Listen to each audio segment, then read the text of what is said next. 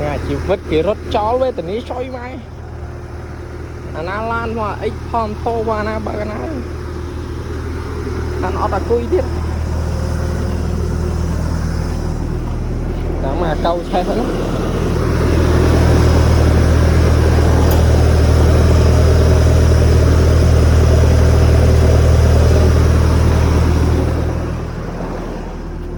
với trái hết nhiều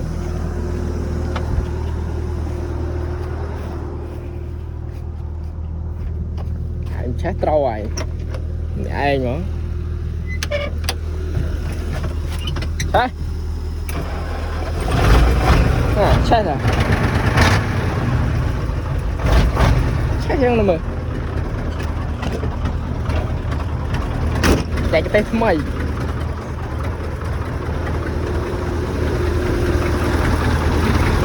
bạn chơi mà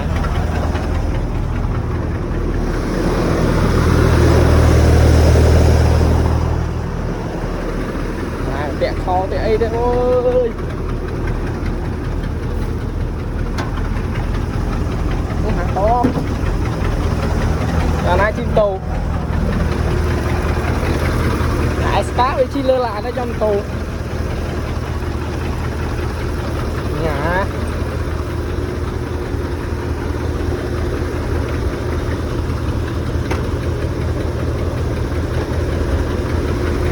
to đấy anh lên tên này là mà phía dễ gặp bắt này quê nha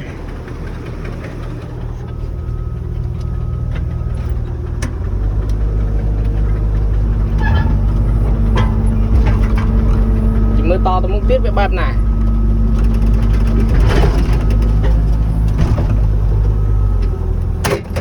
chụp SK thôi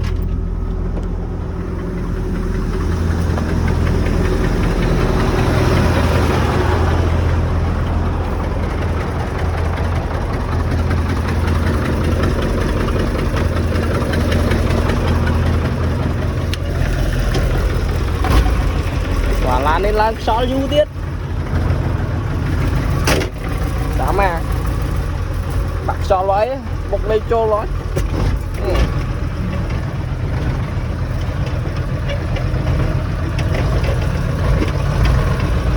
chậm nên là xóa lá mong tiếp con tàu bỏ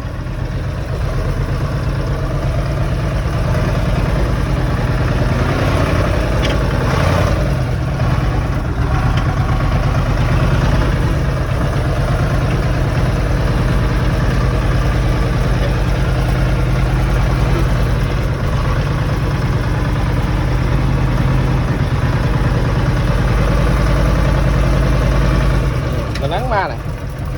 giờ xa mà lao lắm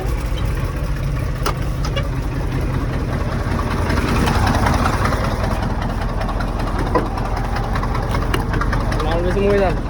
anh có rốt anh cái rốt cho lái vậy cái trong to đầy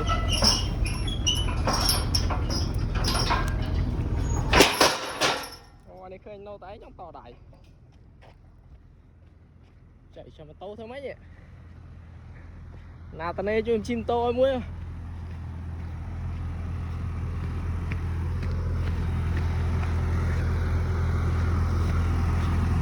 sắm chơi máy kia rất tròn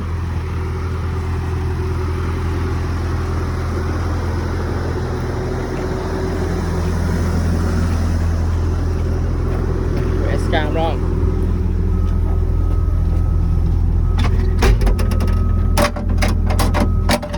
phía sau chênh một cái rong chạm này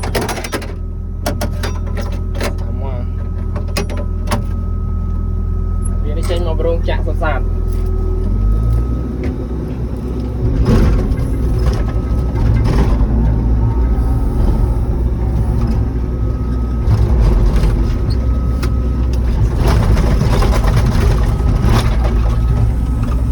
son tôm với nai chí này.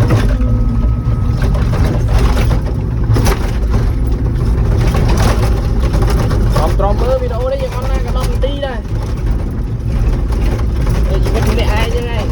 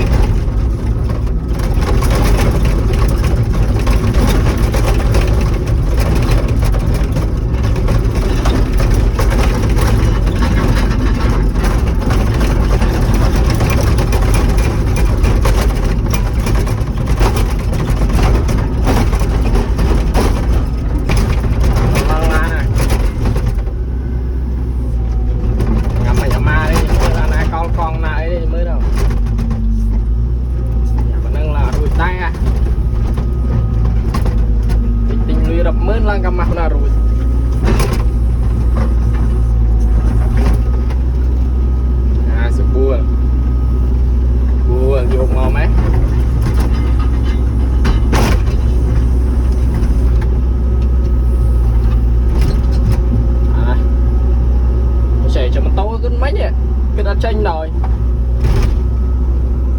nè anh nay chui lưng là anh như nháy tôi quay nó lần à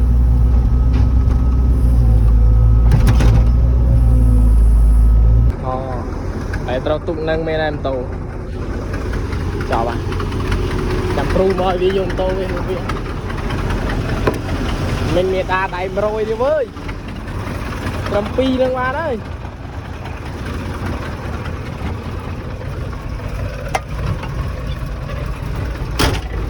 wow và đây so tên lang tiếp giảm chơi vậy một ly trôi lên đây rồi tao đang mang đây mà du về